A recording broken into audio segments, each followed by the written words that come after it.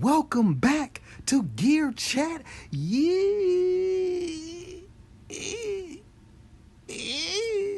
Welcome back to Gear Chat University. Ding.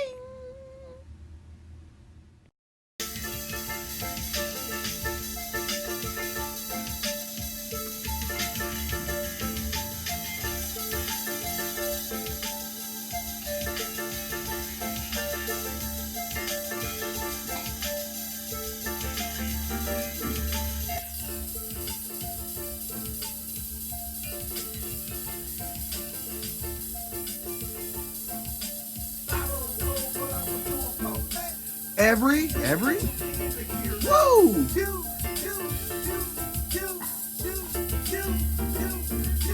I don't know what I would. Oh, you,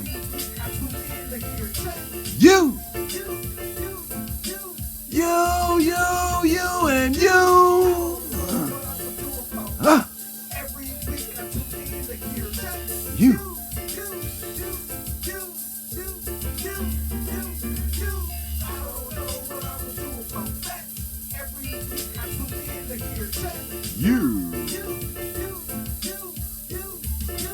You and you. Cut that off, John G. You won't hear that no more. All right, check this out. Welcome back to Gear Chat University. I am the El Capitan, John G. Listen, man. Just want to talk about the ever popular, this new synth everybody's been raving about, the ASMR, the ASM synth. That versus the Argon, the Modal Argon8. Now, I had the pleasure of listening to both of those digital machines. And first, let me just say the ASM, this is probably the first time that I would probably actually want the keyboard over the desktop module. The keyboard has that strip, that ribbon strip on it, and I'd just rather have that than not have it, I guess. And so when I look at the desktop model, you can tell they kind of trim the fat a little bit to get you this desktop model. And then when you look at the keyboard, I like the more knobs and the touch, like it's more functionality. It's you have more like playability in terms of it being an instrument. And even though I don't play the keys now well, I would rather have the keyboard still in this case, which I thought, it's kind of odd because I'm always the one I'd rather get the desktop model. But most oftentimes than not, the desktop model is just minus the keys. They don't do anything else. It looks exactly the same, functions the same, just no keys. So that is what I'd rather have anyway, but whatever. So I got the pleasure of listening to both of these, and man, they both sound good, but I don't know, man. It was something about that Modal Argon8 sonically that had me just a little bit more interested. Like if I were to go for, I would go for the Modal Argon8 because of the sound, and I would go for the ASM because of the modulation, like how detailed you can modulate, per step for your LFO and all these different things. So I would pick different ones for different reasons, but sonically, the sonics, you gotta listen to the Modal Argon8. That thing is nice, man. It really sound good. So I think that's gonna be even though price wise they're really not in the same price range, because the Modal Argon8, they only want $699 for their keyboard. There is no desktop model, but that's for their keyboard. And when I felt, I'm gonna take that back. I don't know if I actually, because I was listening to the guy showing somebody else, and I don't know if I actually touched it. I think I just was listening to it while he was explaining to the other guy or whatever. But I definitely played with the ASM keyboard, and it felt nice, decent keyboard. The best keyboard I probably felt of all was the Summit, the Novation Summit keyboard. Nice, premium. Um, I don't think I touched any other keyboards. The Moog one was, um, the keyboard wise, I still say the Summit felt better, but the Moog one was just, it's premium. It's definitely a solid build and everything. I was just tripping off of like the Moog one, man. Woo, boy, oh my god. Like I don't like. It's so complex. It's so complex that I want to say I heard someone say that even whoever designed this probably don't even know all what it can do, because it does just that much that you can show the person who designed it, like, yeah, it could do this, and it's like, okay, I didn't know it could do that. Like, so and that's just coming from the people that are, the product people that are making it and playing with. This is what they're saying. But then when you sit down and just get in front of it, I swear it felt just like it's a lot. Like, this is school. Like, you get Moog 1, they could have a class on Moog 1. Like, just a class on, and just, I don't know why it's just coming to me now, but there probably could be more classes on gear. I mean, I know Push and Machine has classes because I guess of the footprint or whatever, and the fact that it was taken off. But actually, I think every piece of gear, any piece of gear, could have a class. If you got the Roland SP404, have a class for that. And I think it would be so dope to go in and everybody's got that gear, and you have someone who is teaching about that gear. Like, if ever I have a chance to either be involved in something like that, either a teacher or student, I would love to do both. Not to say that I really have. I mean, I have enough knowledge on maybe one or two pieces that I could teach something on, but I would be mainly wanting to be a student, because I know if it only stands to reason, if I can do what I can do now, that if I were to learn more, that I could do more or do better. Not necessarily the case per se, but it does stand to reason that you will produce even better music by knowing some more technical things. Not a guarantee though. But yeah, so back to the ASM and the modal. Like, the modal sounds, the sounds, it really, really, it sounded perfect. Like, I don't know how to really say it, but by it being digital and everything, I don't know. And that waveform and all of that stuff, it just really sounded good. So if you haven't already checked that out, I would definitely, if you're looking to buy a digital synth, I really think you should take a strong look at that Modal 8. Fortunately, I think it's probably going to be a perfect circuit thing, because Sweetwater doesn't look like they're going to carry that. As a matter of fact, they don't have any modal products, so it's probably going to be a perfect circuit or one of your other choice dealers. So that's pretty much all I had with you. I've been thinking about those two synths in comparison, even though, like I said, I don't think they're directly in competition in terms of price per se. Kind of, sort of, they are. I mean, keyboard versus desktop, but definitely digital synth versus digital synth. Is that it? I think that's all I have for you today. That was the meat and potatoes of what I have for you. Just another random thought that when I've been at the water cooler talking, people are kind of like upset with this Roland, man,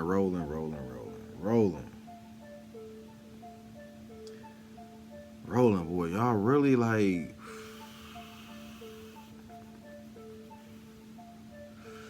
Yeah, I mean, So what's the talk that's been going around lately with Roland is, why aren't these people making analog? How the kings of analog ain't making no analog sense right now? Like, the king of analog, not producing analog synth. Everything is modeled and virtual, and now they got this new technology with the Jupiter, the new Jupiter, which is digital. That is not, I guess, not the virtual analog. It's a new technology that they've come up with. But again, it's not. It's virtual, or not analog. So people have been really been like, harping on this thing, and I don't know, man. I mean, I just think Roland, just Roland just do what they do, and the rhyme or reason just doesn't seem to be there. The product support just doesn't really seem to be there. Like whatever you got after maybe a couple of updates, that is what it is. And the great products come and go. Like those pedals, those area effect pedals were awesome. They priced them too high initially, but by the time I got them, like they're amazing. I'm so glad I got those 4 boxes, because it is like they built them for me. Like it was really, really perfect. And they're gone. Arguably to say won't come back, or if they do come back, it won't be no time soon. Like I feel like they could have probably squeezed out another 4 boxes easily, But after talking to Mr. Diaz, we talked for a long time at NobCon, and he was just breaking down to me, a lot of the philosophies of this, that, and the third. And one thing about Roland's philosophy is always forward. In terms of thinking, always forward thinking. If that's the case, then if you're always forward thinking, how can you make something today that's not even better than what you made yesterday? Like the MC707 isn't better than the MV8800. So when you say forward thinking, that's subjective then, because we just don't see. I don't see the progression. Like, how is it better? Like, I would definitely argue that the MV8800, which I don't have, never have, always lusted over, and really, I can't say this from obviously firsthand knowledge. I'm just going by what the roar of the people, just like a unanimous decision. Like, I haven't heard one person say MC707 is better than the MV8800. Now, is that to say that it's not then? I mean, I gotta look at the smoke. It's a lot of smoke headed one way. So for me to go against that without me having to touch it, like I haven't touched it. So I gotta really kind of take that as face value and say, well, if nothing else, the people are saying. So I'm not gonna sit here and say it like facts, but I will say people are saying that, hey, this is better than this. So if that's the case, then how are we forward thinking then with this MC707? Unless they don't consider the MC707, maybe they're like, well, this is forward thinking based on this, not based on that. The MV8800 is not, the MC707 wouldn't be the evolution of that. It would be the evolution of maybe the MC808 they had back in the day, that big silver box. Maybe it's the evolution of those boxes, which is why it's the MC, not the MV. So maybe it is forward thinking, but it's like sleight of hand, because we want the MV. That's what we really want. But yeah, so there is some people are frustrated with Roland, and it's probably going to continue to be frustrated. Some people are fed up, and at this point, you got like Behringer coming in strong. Oh my God, they're coming in strong. Now they just hired somebody from Korg, so they finna start making original synth. Like, they got their foot in the door with all those cheap pedals for years, and then one day they just, I don't know, it wasn't. Behringer been around, and he just decided, you know what?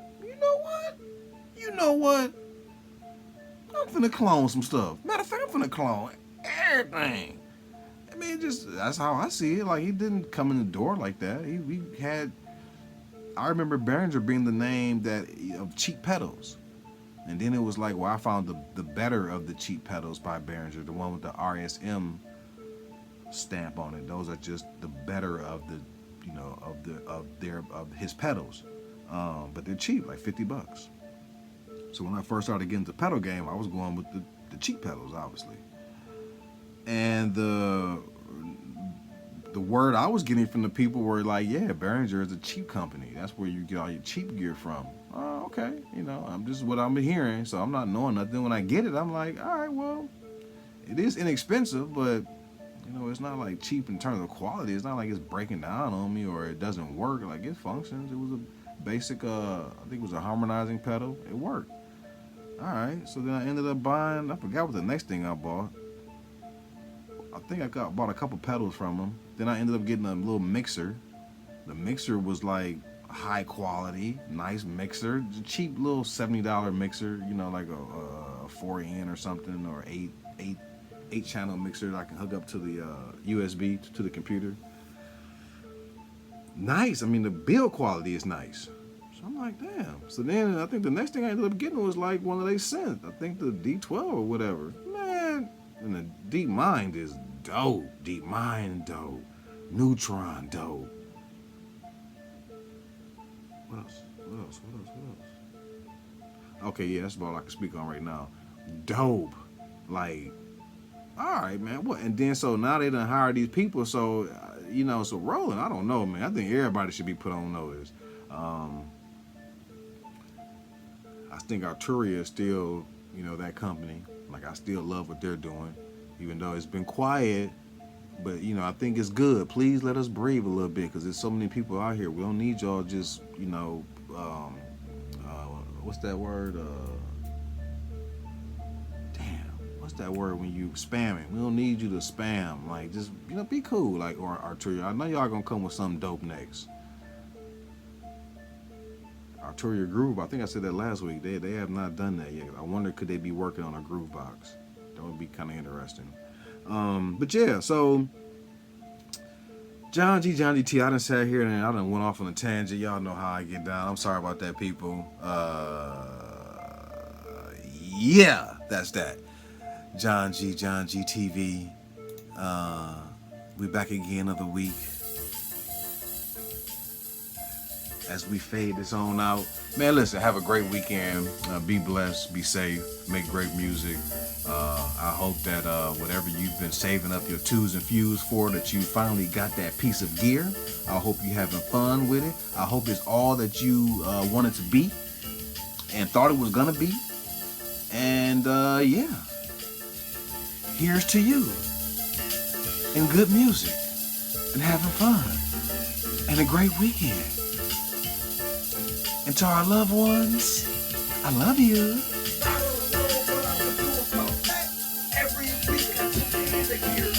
You.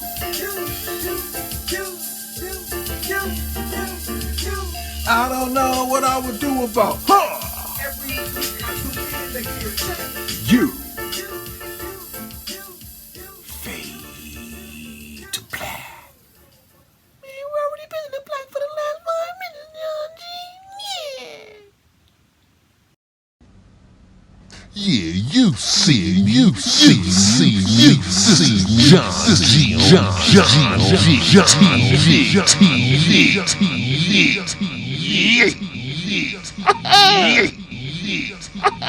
G.